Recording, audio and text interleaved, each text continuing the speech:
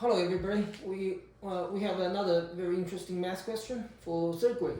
Right? We have 10 pairs of blue socks, 10 pairs of green socks, and 11 pairs of purple socks.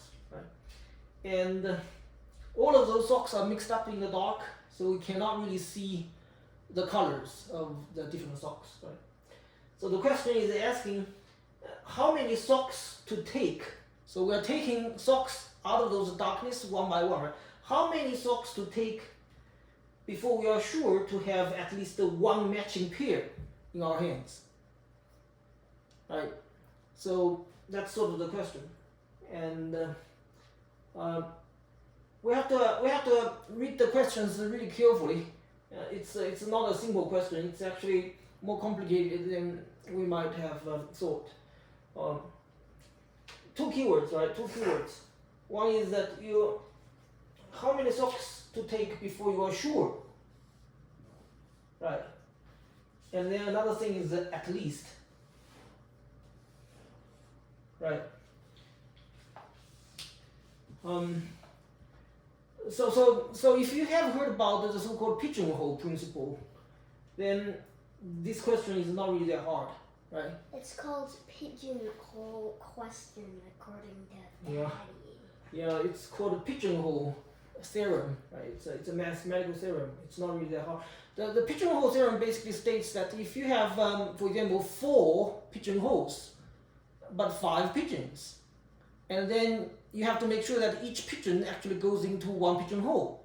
There will be at least one hole that will have 2 pigeons.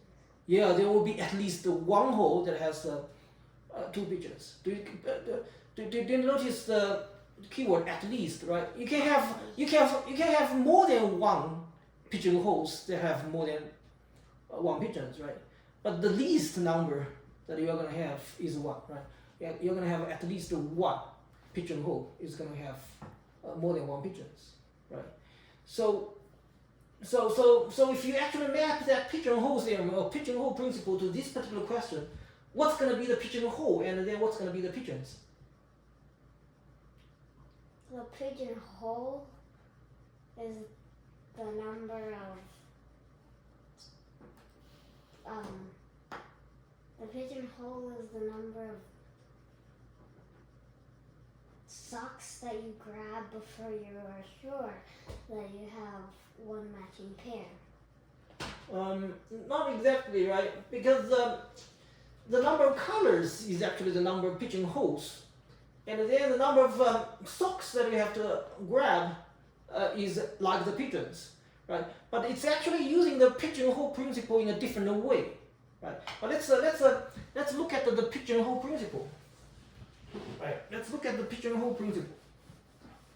It's simple if you know the pigeonhole principle. Yeah, but to use the principle correctly in the right context, it requires some thinking. It's not really that straightforward, especially for this question.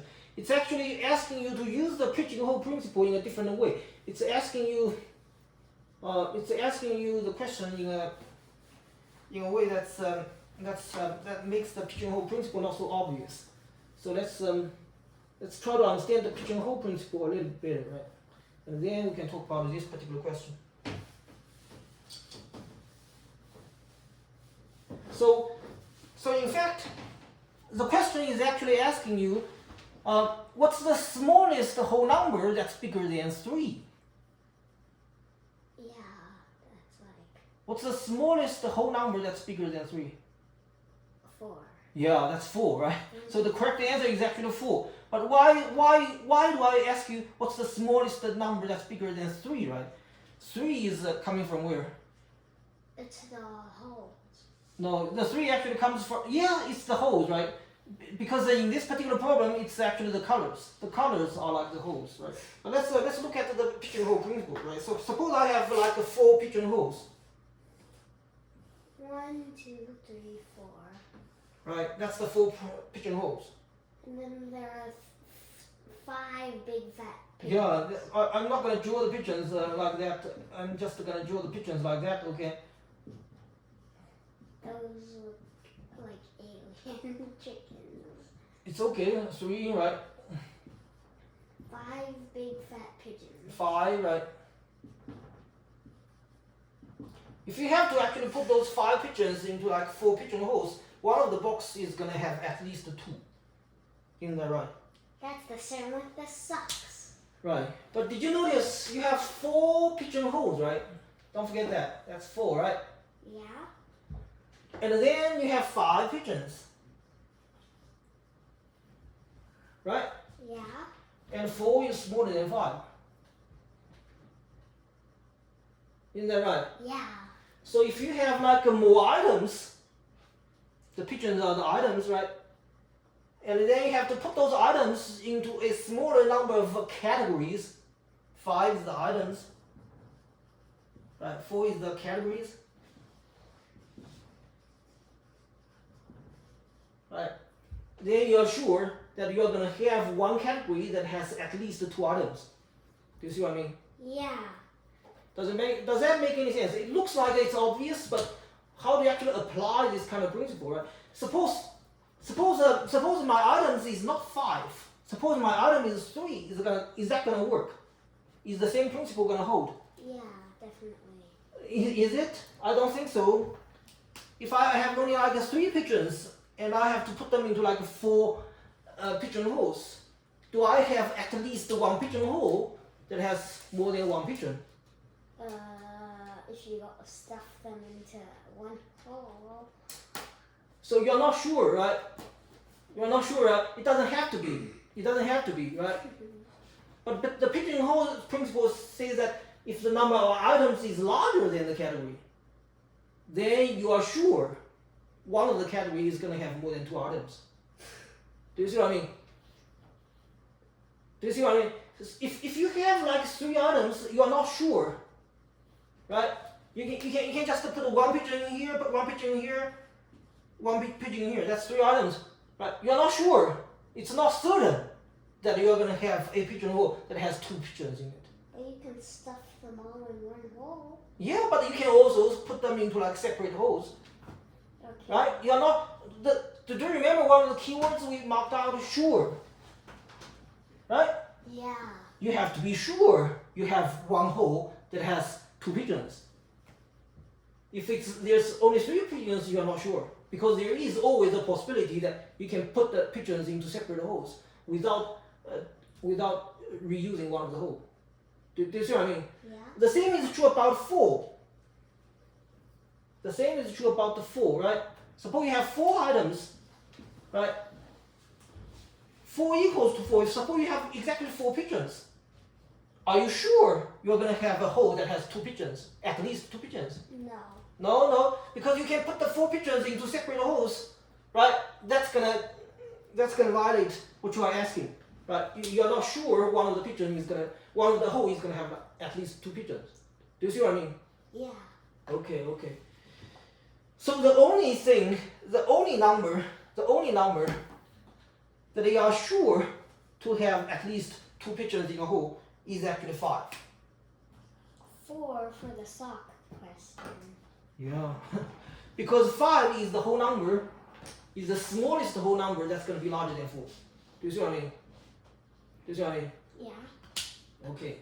So now let's go back to the sock question, right? You Big have stinky socks on big stinky feet. okay. So for the sock question, how many colors do you have? Yeah. 3. 3, right? 3. That's like purple, green, blue. Yeah, purple, green, and blue. 3 colors, right? So basically that's your category. That's your holes. That's your pigeon holes. My holes. Yeah, the 3 colors is like 3 big categories, right? 3 colors. That means 3 categories.